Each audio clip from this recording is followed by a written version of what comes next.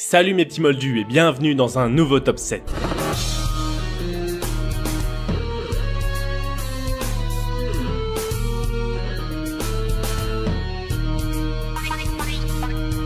Aujourd'hui, nous allons rendre hommage à ceux qui ont fait vivre nos personnages préférés sur le grand écran. Ces visages, ces personnes qui sont un peu comme des membres de la famille pour tous les Potterheads. Mais dégager les meilleurs acteurs de la saga Harry Potter n'est pas chose aisée. Les personnages principaux étaient très jeunes, de grands noms se sont occupés de rôles secondaires. Nous parlerons donc d'abord dans cette vidéo des meilleurs acteurs adultes. Les jeunes acteurs comme Daniel Radcliffe feront l'objet d'un autre top 7 pour 2 fois plus de plaisir.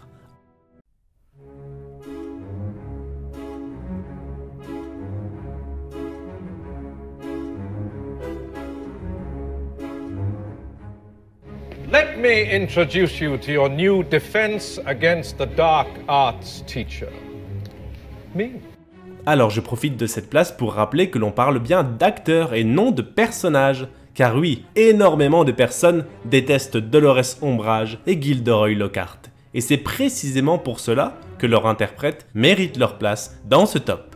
Je trouve qu'Imelda et Kenneth, en quelques scènes seulement, ont tellement su dégager ce qu'il fallait de leur personnage et nous faire ressentir exactement ce que l'on devait ressentir, de la colère, de la haine, de l'agacement, des rires aussi, qu'est-ce que Gilderoy a pu m'amuser, et des personnages que l'on adore détester sont tellement importants dans une histoire. On ne pouvait rêver meilleur ombrage pour cela. Chaque parole, chaque acte qu'elle commet nous donne envie de la stupéfixer. Cette façon de se pavaner, de ricaner, d'apprécier le mal qu'elle répand dans Poudlard. And prune practices that ought to be prohibited. Et le sourire charmeur de Gilderoy, ce comportement toujours supérieur, alors que tout ce qu'il fait part en sucette, jusqu'à révéler son côté sombre, bien plus lâche. C'était parfait. Un grand merci à ces deux acteurs qui ont su nous rendre fous, nous faire bouillir, nous amuser, mais qui font partie de la famille potterienne, eux aussi.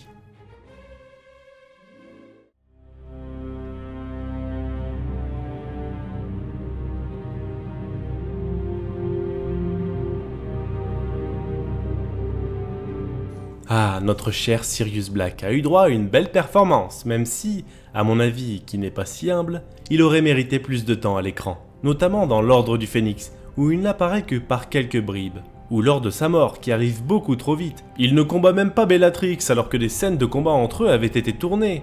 Mais bref, je trouve que Gary Oldman a lui aussi su tirer son épingle du jeu et comprendre le personnage complexe de Sirius Black, en jouant tout d'abord l'homme à bout de nerfs, celui qui a vécu la folie et l'injustice pendant des années. Enough talk, Remus. Come on, let's kill him. Wait! I did my waiting. 12 years of it in Azkaban. On ressent tout à fait le poids de ces années dans les scènes de la cabane hurlante, le désespoir, la fuite et la libération en se rendant justice, pour redevenir ensuite un sorcier calme, posé mais surtout le parrain. Toujours là pour veiller ou donner des conseils à Harry. C'est fou comme en si peu de temps, Gary Oldman a su inspirer autant d'affection auprès des Potterheads. Il est devenu le roc sur lequel notre héros se repose. Un modèle presque, à une époque où Dumbledore fait tout pour éviter d'entrer en contact avec Harry. Dingue, noble, classe, de bons conseils ou compréhensif, Gary Oldman nous a offert un Sirius Black à la hauteur des romans.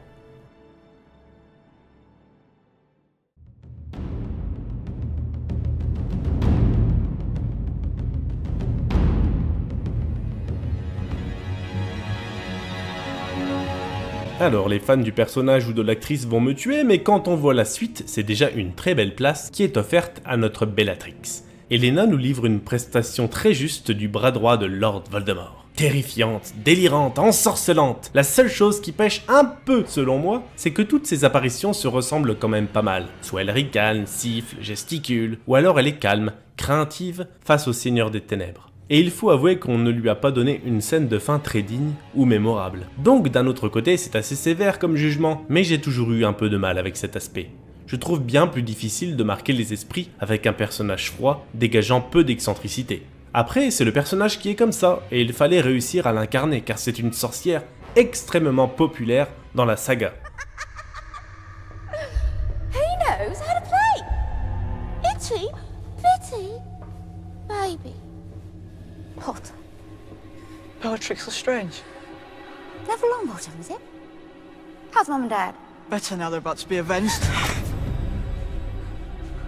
Pari réussi pour Helena qui aura su marquer les esprits. Au départ, elle devait être derrière Gary Oldman, mais j'ai choisi de lui donner une place au-dessus, aussi pour les scènes où elle a dû jouer le rôle de Hermione, jouant le rôle de Bellatrix. Un exercice très périlleux, dont elle a réussi à se sortir à mes yeux. Rien n'effraie décidément cette sorcière et son interprète.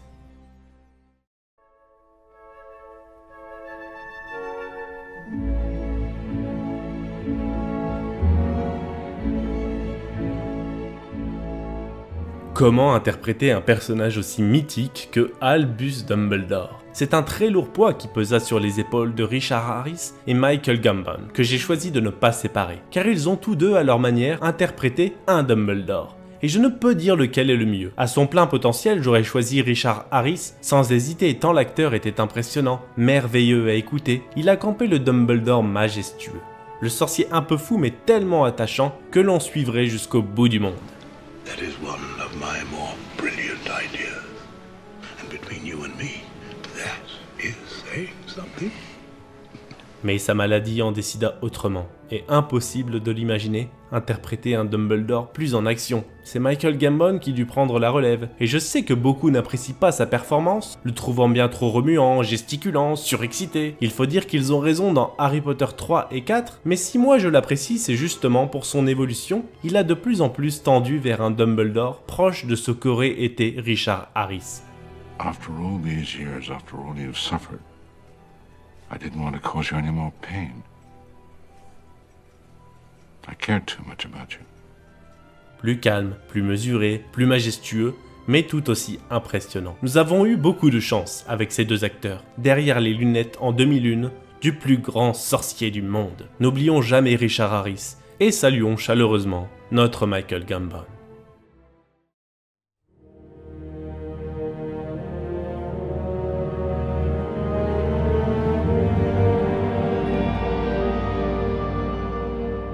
Au même titre que Harry Potter et Albus Dumbledore, le Seigneur des Ténèbres était vraiment un personnage à ne pas rater. L'enjeu devait être énorme pour Ralph Fiennes, qui selon moi mérite bien sa 3e place. Surtout qu'il prenait la saga en cours de route, que l'on avait déjà eu quelques aperçus de Voldemort. C'était le grand méchant, dont on n'osait même pas prononcer le nom. Il ne fallait pas décevoir les attentes. J'aime beaucoup la palette d'émotions que Ralph Fiennes a livrée dans son interprétation du Seigneur des Ténèbres, qui peut faire peur de plusieurs façons. Il peut être très calme, très courtois, élégant, mais sa simple puissance, le fait qu'il peut attaquer à tout instant, suffit à faire baisser la tête à son interlocuteur. Il peut être évidemment plus bestial, plus énervé, il lui arrive aussi de jouir pleinement de la souffrance qu'il cause. Get up!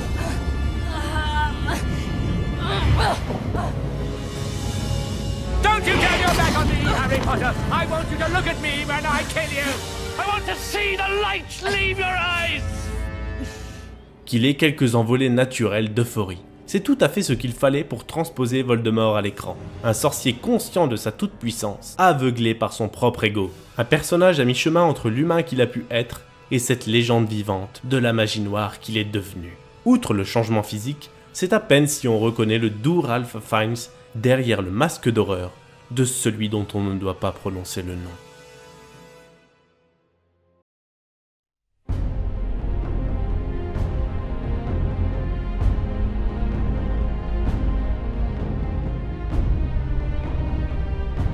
Ah, Maggie Smith, que dire de cette formidable actrice, de cette grande dame, à part qu'on l'aime, qu'on l'adore. Lorsqu'elle fut choisie pour interpréter le rôle si important de Minerva McGonagall, c'était plié d'avance que le choix était judicieux. Elle fait partie pour moi de ces personnes en qui l'on peut avoir totalement confiance. Avec toute son expérience, son talent qui n'est plus à prouver, on sait d'avance qu'elle va livrer une prestation fabuleuse. Et ce fut le cas, Maggie Smith a su revêtir la robe de Minerva et ne faire plus qu'une avec son personnage. Quasiment impossible d'imaginer quelqu'un d'autre dans ce rôle, tant elle a su dégager la bienveillance et la badasserie de la directrice de Gryffondor. Toute la classe anglaise se dégage de sa prestation, et elle a droit à son moment pour briller dans chacun des films.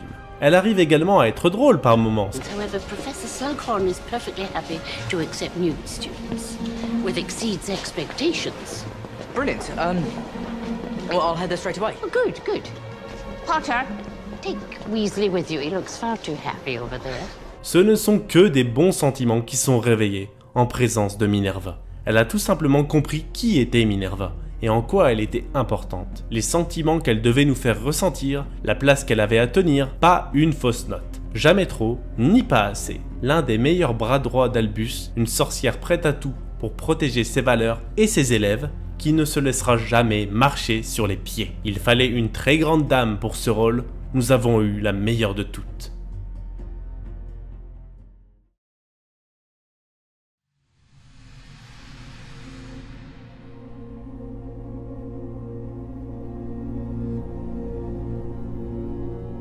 Alors là, comment trouver les mots pour parler de notre tellement regretté Alan Rickman? Même si j'ai des réserves sur le personnage de Severus Rogue, je m'incline 100 fois, 200 fois face à la prestation de ce superbe acteur, qui regroupe toutes les qualités dont j'ai pu parler précédemment. Quand un acteur et un personnage se confondent à ce point, c'est limite si on n'a pas une impression très étrange lorsque l'on voit Alan Rickman au naturel, tant il a épousé les traits du maître des potions. L'histoire lui réserve peut-être une place importante, mais il fallait réussir à inspirer autant de craintes, de soupçons, avec un comportement pourtant calme, sombre, mais pas effrayant, avec de grosses crises de colère. Used properly, the power of our clemency will help shield you from access or influence. In these lessons, I will attempt to penetrate your mind. You will attempt to resist. Prepare yourself.